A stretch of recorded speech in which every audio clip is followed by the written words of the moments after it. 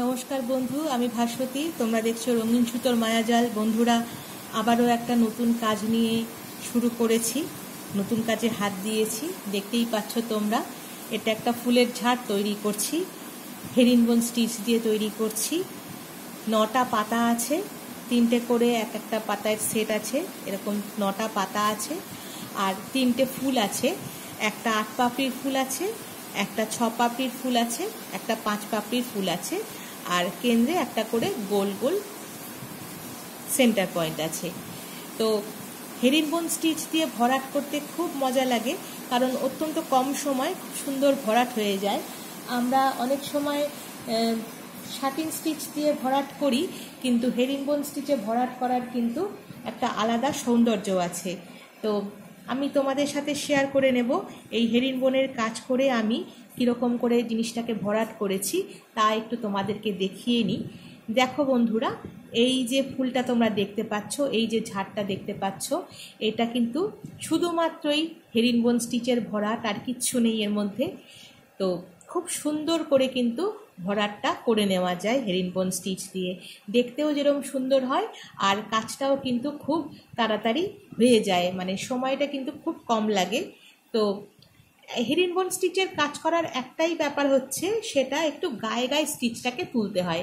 গায়ে গায়ে স্টিচটা তুললে কি হয়, যে ভরাটটা খুব নিপুণভাবে ভরাটটা হয়ে যায়। তো কথা বাড়াচ্ছি না, একটু কাজ দেখে নেব আমি কিভাবে হেরিনবোন স্টিচ দিয়ে এই ফুলের ঝাড়গুলোকে তৈরি করছি। তো একটু ছোঁয়া রেখে যাই, কারণ আমি যখনই কোনো কাজ করি, শুরু করি, সেটা পুরনো হোক নতুন হোক, যেটাই হোক না কেন, সেটা কিন্তু আমি তোমাদের সাথে শেয়ার করি। তো সেই শেয়ারের ব্যাপারটাই থাকে, যে সেলাই করতে আমি খুব ভালোবাসি, আর সেটা তোমাদের সাথে যখন তোমাদেরকে দেখাই, তোমরা দেখো, আমার খুব আনন্দ লাগে। যে আমার আনন্দ আমি আর অন্যর সাথে ভাগাভাগি করে নিচ্ছি। মানে এইটা মনের প্রশান্তি যতটাই, ততটাই ভালো লাগার জায়গা, ভালো লাগার জিনিস। তো তোমাদেরকে দেখিয়েও শান্তি হয়, আমার ভালো লাগে খুব করে, যে আমার ভালো লাগা ভালোবাসার জিনিস আমি 10টা মানুষের সাথে শেয়ার করছি।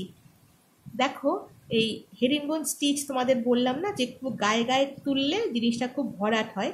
এই যে স্পেসটুকু, এই স্পেসটা কিন্তু যতটা কম রাখবে, ততটাই কিন্তু ভরাট সুন্দরভাবে হবে, আর ফাঁকা জায়গাটা কিন্তু একেবারেই থাকবে না।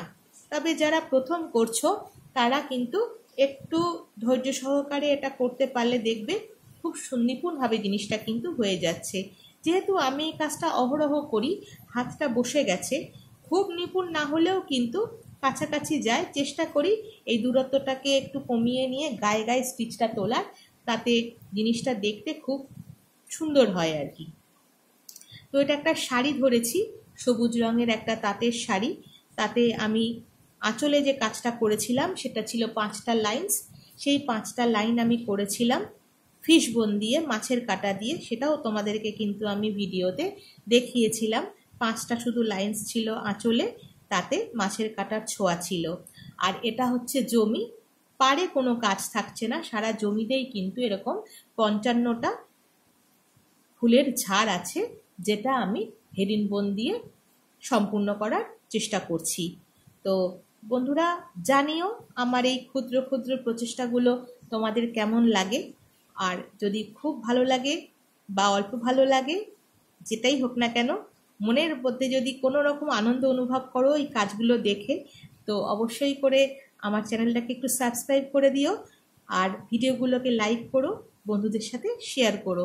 তাতে কি হয়, আমার খুব মনের একটা শান্তি হয়, যে খুব আনন্দ হয়। থাকে না যে এক একটা কাজ করে আনন্দ পাওয়া যায়, এই যেমন তোমাদের কাছ থেকে যে ভালোবাসাটা পাই, সেটা তোমরা যে ভিডিওগুলো দেখো, যে লাইক করো, যে সাবস্ক্রাইব করো, তাতে আমার খুব আনন্দ হয়, খুব ভালো লাগে যে আমার কাজ 10টা লোকের মাঝে আমি দেখাতে পারছি। তো এর থেকে আর বিশেষ কিছু তোমাদের কাছে কোনো আবদার নেই, এইটুকুই আবদার আছে। আর আমি যেহেতু সেলাই করতে ভালোবাসি, আমার দিন শুরু হয় সেলাই দিয়ে, আমার দিন শেষও হয় সেলাই দিয়ে। ওই জন্য এটাই আমার ধ্যান জ্ঞান, আমার সাধনা, সব কিছু এটাকেই ঘিরে। তো এই কাজটা করে আমি খুব আনন্দ পাই, আর সেই আনন্দটাই কিন্তু আমি তোমাদের সাথে ভাগ করে নিই এই আমার চ্যানেলের মধ্যে দিয়ে। তো তোমাদেরকে বলেছিলাম এক নাগাড়ে গুজরাটি স্টিচ আমি করছি আর তোমাদেরকে দেখাচ্ছি, তার ফাঁকে ফাঁকে একটু অন্যরকম কিছু করতে চাইছি। সেই অন্যরকম চাহিদাটা আমি পূরণ করতে পেরেছি যে আমি একটু গুজরাটি স্টিচের থেকে বেরিয়ে এসে আরেকটা শাড়িতে হাত দিয়েছি, সেটাতে হেরিন বোন আর ফিশ বোন এই দুটো স্টিচ দিয়ে কাজটা হয়েছে। আঁচলটা হয়েছে ফিশ বোনে আর হেরিন বোনে হয়েছে শাড়ির জমির এই 55টা ফুলের ঝাড়। তো ফুলের ঝাড় মোটামুটি আমি শেষ করে এনেছি, অনেক কটাই হয়ে গেছে, অর্ধেকের বেশি হয়ে গেছে, আর কিছু বাকি আছে। আমি দু রকমের নীল রঙের সুতো ব্যবহার করেছি, একটা শেডেড সুতো ব্যবহার করেছি আর একটা ফিরোজা ব্লু, এই যেটা এখন কাজ করছি সেই রঙের সুতো ব্যবহার করেছি, করে এই ঝাড়গুলোকে আমি সম্পূর্ণ করছি।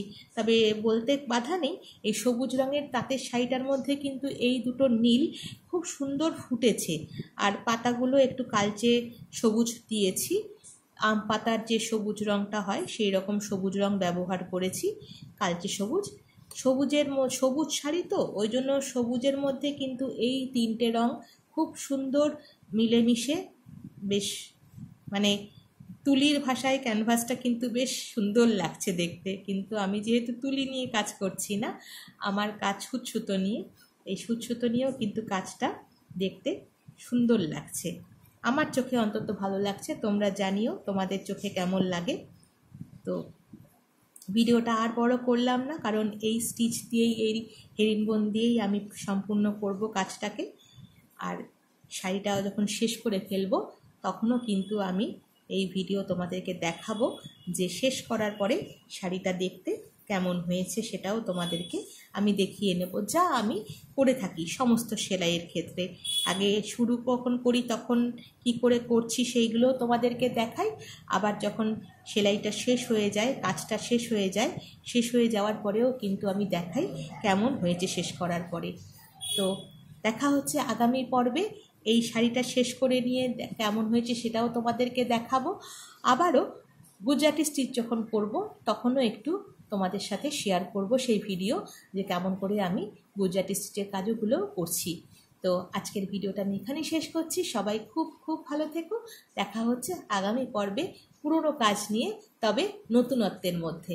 ততক্ষণ পর্যন্ত টাটা।